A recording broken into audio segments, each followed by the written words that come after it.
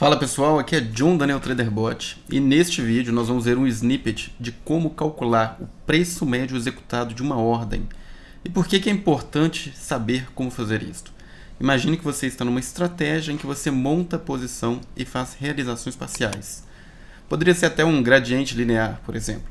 Uma vez que você começou a montar uma posição, está comprado em um contrato, aí você compra mais dois, você quer posicionar tanto o stop quanto o alvo em relação ao preço de entrada desses dois contratos, e não em relação ao preço médio dos três contratos.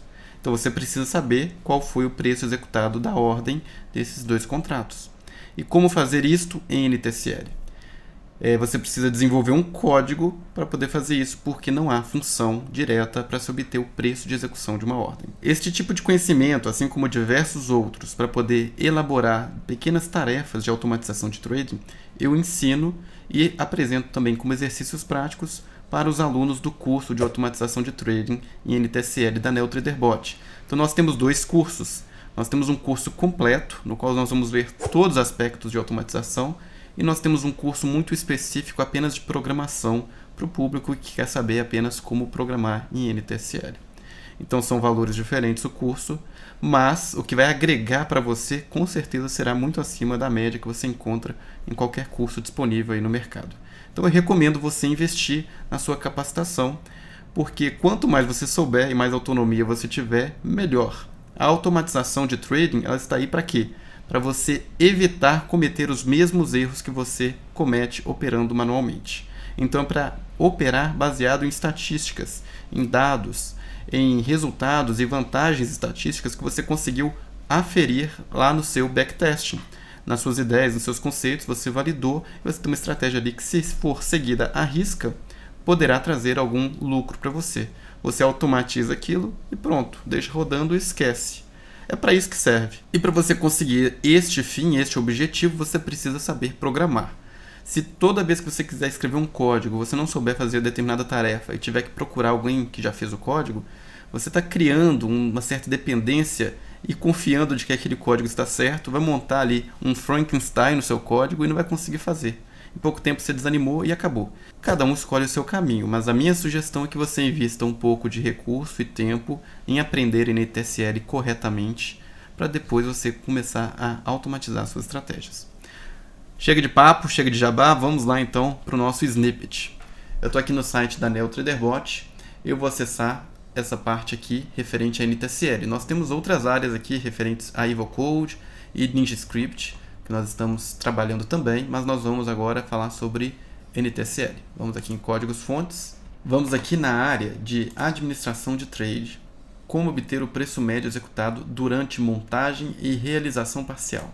Então é o último item aqui da lista atualmente, e nós temos este código aqui que vai rodar sem nenhum problema no seu Profit. Nós vamos apenas copiar, ir para o Profit, jogar aqui. Eu executo e pronto, já tenho aqui um código funcionando. Eu vou colocar o plot aqui no mesmo gráfico, para a gente poder ver. Vou voltar aqui para ver aqui como que funciona. Bom, então deixa eu explicar um pouco aqui das ordens, das montagens e realizações que estão sendo feitas, antes de explicar como calcular o preço de execução da ordem. Aqui eu estou no ativo do E-mini, do S&P 500. E todo dia essa estratégia vai fazer o quê? Às 3 horas da tarde vai vender a mercado 2 unidades. Às 3h05 ela vai comprar uma unidade. Às 3h15 vender mais duas. Às 15h30 vender mais duas. E às 4h30 da tarde, se tiver posição, vai encerrar. Então nós estamos fazendo aqui uma montagem onde eu faço uma realização parcial aqui no meio. E é sempre de venda, né? Então aqui às 3 horas eu vendi 2 unidades. Às 3h05 eu comprei uma unidade, o que elevou o meu preço médio, porque essa operação deu lucro. Às 3h15 eu vendi mais duas e às 3h30 vendi mais duas, encerrando às 4h30 aqui. Então o que eu preciso de informação para poder calcular qual que é o preço de execução que está apresentado neste histograma? Então observe, quando eu fiz aqui a compra, o histograma coincidiu exatamente aqui. Quando eu fiz aqui uma venda, também coincidiu com o preço executado, aqui também coincidiu com o preço executado. Se fossem ordens aqui limitadas, também iria coincidir. Como é que eu faço para fazer essa detecção? Eu preciso armazenar sempre a posição e o preço médio da posição para poder identificar que quando houver diferença na posição, eu calcular o preço médio. A gente esbarra aqui em uma limitação da NTSL. Qual que é? Se em o mesmo candle você comprar e vender e a posição não mudar de um encerramento do candle anterior para o encerramento do candle atual, isso fica mais difícil de capturar. A gente não vai conseguir capturar esta informação. A não ser que a gente mude aqui também e coloque se houver diferença no preço médio. Mas se houver uma diferença no preço médio de um candle para o outro, mas a posição for exatamente a mesma, eu não tenho como saber qual que é a quantidade envolvida nesta ordem, nestas ordens que foram realizadas. Poderiam ser 3,5, 7,5 ou 9,7, não tem como saber, seriam inúmeras as possibilidades de solução para o problema. Então aqui, qual que é a restrição para aplicar este código? Você tem que ter apenas uma ordem executada numa barra. Aí você vai conseguir identificar qual que é o preço executado médio para aquela ordem. Se você tiver mais de uma ordem executada na barra, aí pela NTSL você não vai conseguir ter o retorno deste cálculo mais apurado, a não ser que a Nelogica no futuro decida criar uma função específica para isso, onde vai usar a engine, a parte interna da plataforma, para gerar este valor. A princípio, pela NTSL, a gente não consegue fazer isso. Mas agora eu vou explicar então como que nós fazemos com o que é possível ser feito. Então no meu código principal do programa, eu sempre vou armazenar na variável iPosição, que é do tipo inteira, a minha posição, pela função position.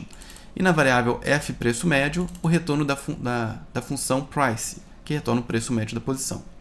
Em seguida, eu vou chamar uma função e guardar o seu valor na variável fPreço-executado, que é a função getAverageFilledOrderPrice, que é uma função que eu criei e que está declarada aqui em cima. Eu vou passar como parâmetro a posição anterior, da barra anterior, o preço médio da barra anterior, a posição atual e o preço médio atual.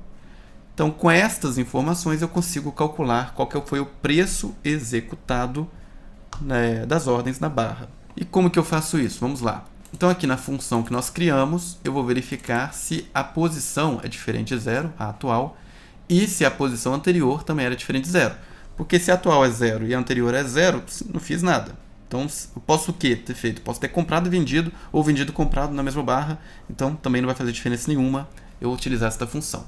Mas se for diferente de 0 as duas, e também forem diferentes entre si, se a posição atual for diferente da posição anterior, eu consigo, por esta fórmula simples, calcular qual que é o preço médio da ordem. Qual foi o preço médio executado da ordem. E aí, como é que é feito isso? Posição corrente vezes preço corrente menos posição anterior vezes o preço anterior dividido pela diferença da posição atual pela posição anterior.